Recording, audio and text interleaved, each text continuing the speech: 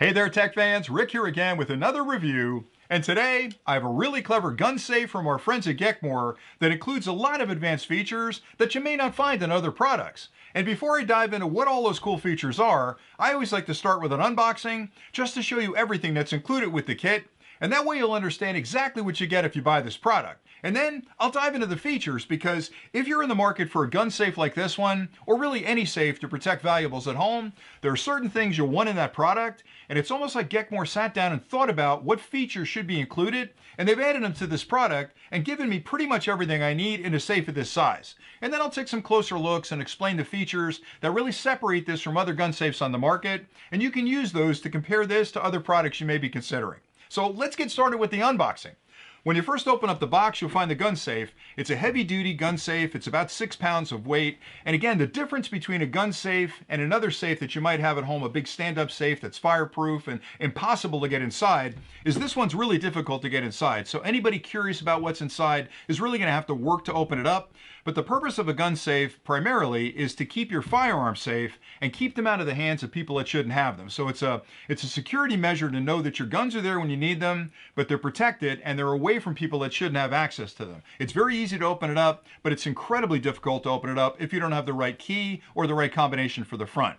In addition to the safe, you'll find a set of keys. These are extremely important to hang on to. Don't put them inside the safe because these are your last resort to open this product. If the batteries inside that control the buttons up front and the scanner die, there's no way to open the safe without those keys. So my suggestion would be split these up, put one in a drawer someplace where you know where it is, hang one somewhere in a closet so you can get to it if you need to. Again, if the batteries die, that's the way you're going to get in. You wouldn't want to use those as your primary entry into the safe because, again, in an emergency situation where you need to get it open quickly, you don't want to be looking for keys and fumbling with keys and trying to get them in the front of the unit. That just takes too long. You'd much rather just touch that fingerprint scanner and have the unit pop open so you can get at what's inside very quickly.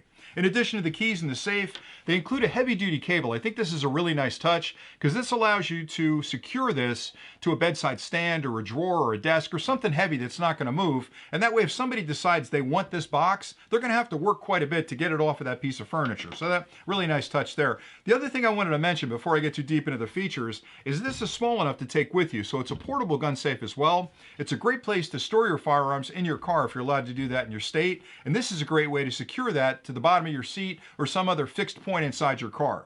In addition to that, they give you a nice cleaning cloth. Again, they're thinking about everything you're going to do with the safe. The cleaning cloth's important because that's a fingerprint scanner, and the more you touch it, the more grease from your fingers is going to get off on that scanner. Eventually, it's going to build up to the point where it may not read your fingers as quickly as necessary. So you want to use this every so often and just give that a good wipe down to keep it clean. This is a lint-free cloth. You can certainly use a towel or a paper towel or whatever, but you could scratch that scanner over time, so make sure you use a lint-free cloth. In addition to that, this can be mounted from the bottom. There are 2 holes in the bottom there. You can mount this to a wall, a shelf, or even the bottom of a drawer so that nobody can walk off with it. And you mount that from inside, and I'll show you that in a minute. They include screws you can use to mount it to whatever surface you'd like, and a tiny screwdriver, which isn't really good for mounting it to a surface, but there are batteries inside here that are in a compartment on the front, and there's a little door over that to keep the batteries hidden. This is a screwdriver you can use to take that screw out and open up that compartment. So they've really thought about not only what are you buying and how are you going to use it, but how do you add the batteries to it? How do you clean the fingerprint scanner? How do you secure it to your bedside stand? So they're really thinking about their consumers and who's buying this and how they're going to use it. And finally, a full instruction manual is also included. Now, I'm not a big fan of reading instruction manuals. I tend to just dive into products, but in this particular case, I'd strongly recommend you read through the manual because there's a ton of information in here about how to set this up, because what you've got is a very sophisticated safe, but it's a digital safe. So in addition to using keys, which you use on most safes,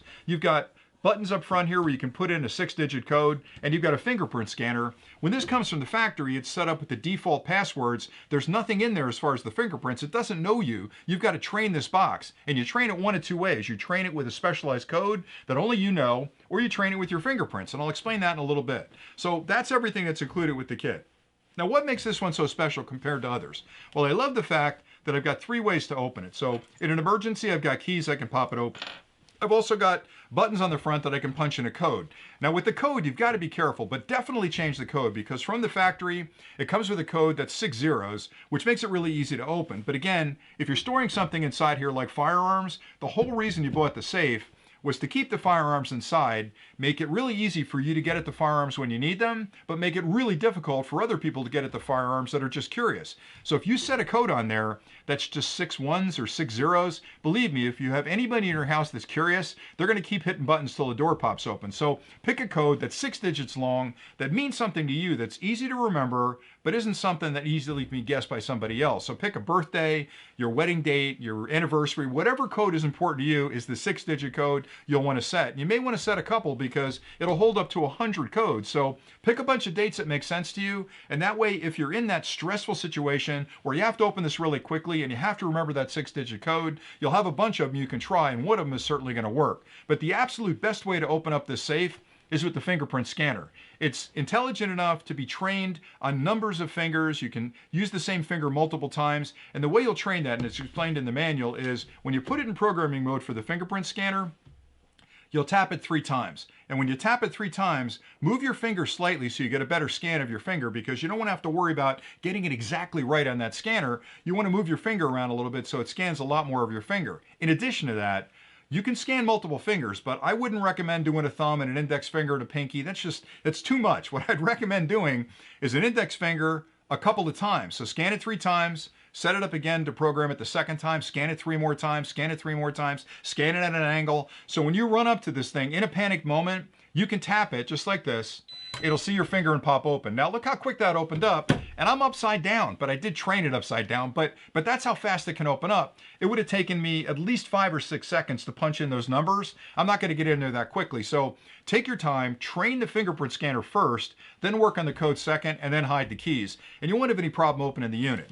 In addition to that, they've built in inside the unit, oops, I had it at an angle there. Inside the unit, they've built in foam on the bottom to protect your firearms or anything you put inside there, so it's a nice secure place. It's incredibly dense inside, so you can put stuff down there. It's not going to get scratched up.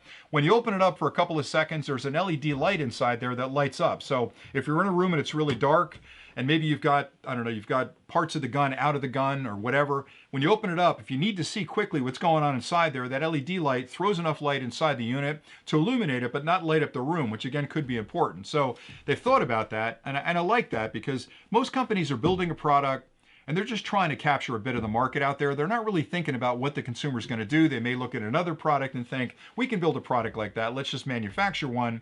What these guys have done is really thought about how the consumer is going to use the product, spent a lot of time designing a product, again, that's difficult to get in if you're not supposed to be inside, but really easy to get in if you need to get inside in a hurry, and that's exactly what a gun safe is designed to do.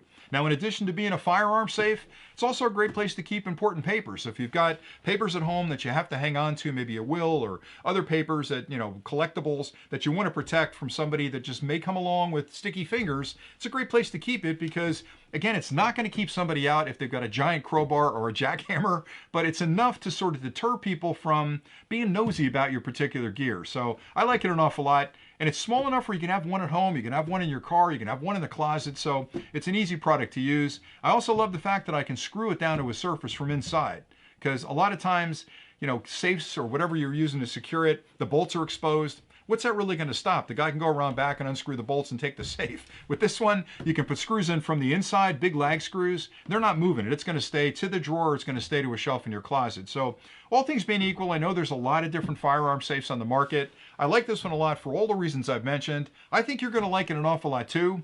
So I hope you found this review helpful. And until next time, as always, stay nerdy.